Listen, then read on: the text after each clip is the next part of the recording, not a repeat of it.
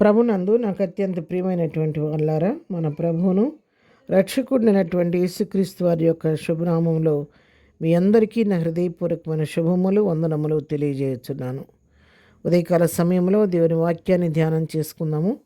ఈరోజు వాక్య ధ్యానము కొరకు మనం తీసుకున్నటువంటి లేఖన భాగము యోహాను రాసిన మొదటి పత్రిక 2వ అధ్యాయము 17వ వచనం చదువుకుందాం. లోకమును దాని ఆశయు గతించిపోవచ్చును కానీ దేవుని చిత్తమును జరిగించేవాడు నిరంతరమును నిలుచును. ఆమేన్. దేవుని నామునకు మహిమ కలుగును గాక.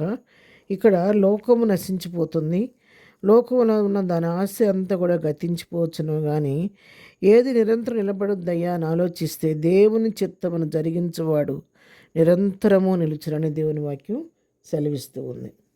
పిల్లరా, ఇక్కడ వాక్య భాగాన్ని మనం గమనించినట్లయితే లోకం గతించిపోద్ది అంటున్నారు. అసలు లోకంలో ఏమున్నాయి అనే దాని గురించి మనం చూసినట్లయితే ఎందుకు దేవుడు లోకాన్ని ప్రేమించొద్దు, అది గతించిపోద్ది అని చెప్తున్నాడంటే పై వచనాన్ని మనం చదువుకుంటే మనకు స్పష్టంగా అర్థమవుద్ది. 15వ వచనం చదువుతున్నాను. ఈ లోకమునైనను లోకంలో ఉన్న వాటినైనను ప్రేమింపకుడి. ఎవడైనాను లోకమును ప్రేమించడంలా తండ్రి ప్రేమ వానిలో ఉండదు. లోకములను ప్రేమించకూడదు, లోకంలో ఉన్న వాటిని కూడా ప్రేమించకూడదు. ఎవడైనా లోకాన్ని ప్రేమిస్తున్నాడు అంటే దేవుని ప్రేమ అతనిలో ఉండదు అని చెప్పి దేవుని వాక్యం స్పష్టంగా తెలియజేస్తుంది.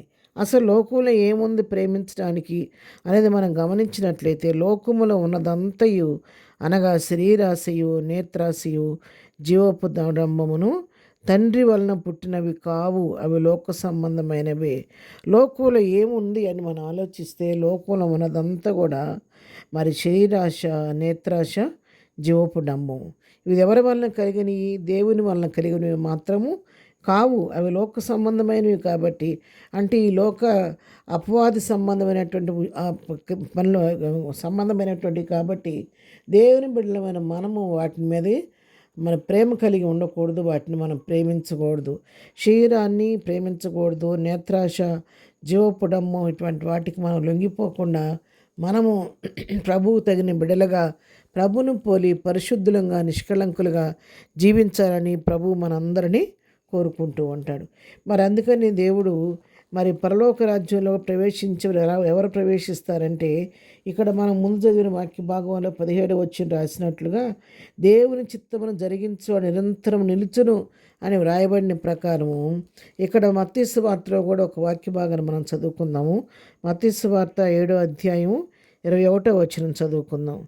ప్రభువా ప్రభువా నన్ను పిలుచు ప్రతివాడును పరలోక రాజ్యములో ప్రవేశింపడు కానీ పరలోకమందున నా తండ్రి చిత్త ప్రకారం చేయవాడే ప్రవేశించును. లోకంలో అందరూ భక్తి చేస్తూ మేము కూడా ప్రార్థనకు వెళ్తాము, మేము కూడా వాక్యం చదువుతామని ప్రభువా ప్రభువా అని పిలిచేవారు అందరూ పరలోకంలో ప్రవేశింపరంట.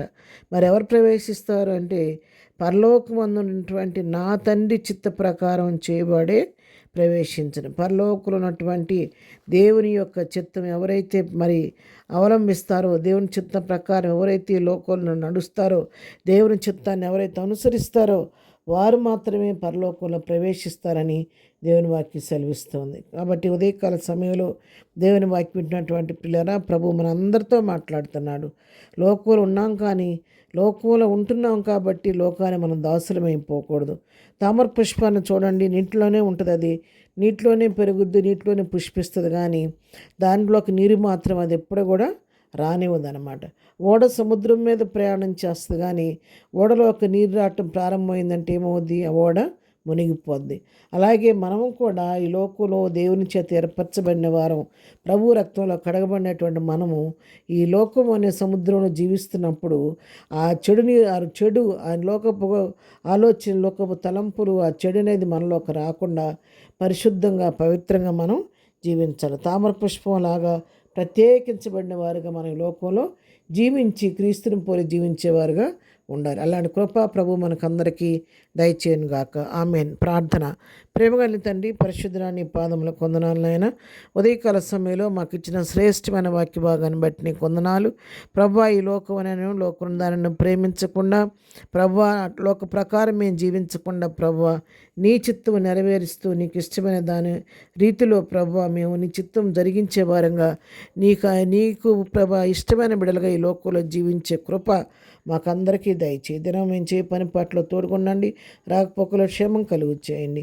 ఈ దినం ప్రభా బర్త్డే మ్యారేజ్ జరుపుకుని బిడ్డలను దీవించి ఆశీర్దించమని, ప్రతి వారి అక్కలు మీ కృపామయ దేశంలో తీర్చమని యేసునామంలో ప్రార్థించడి పొందుకొని ఉన్నాము తండ్రి. ఆమెన్. ప్రభు కృప సదాకాలము మనందరికీ తోడయుండి నడిపించునుగాక. ఆమెన్.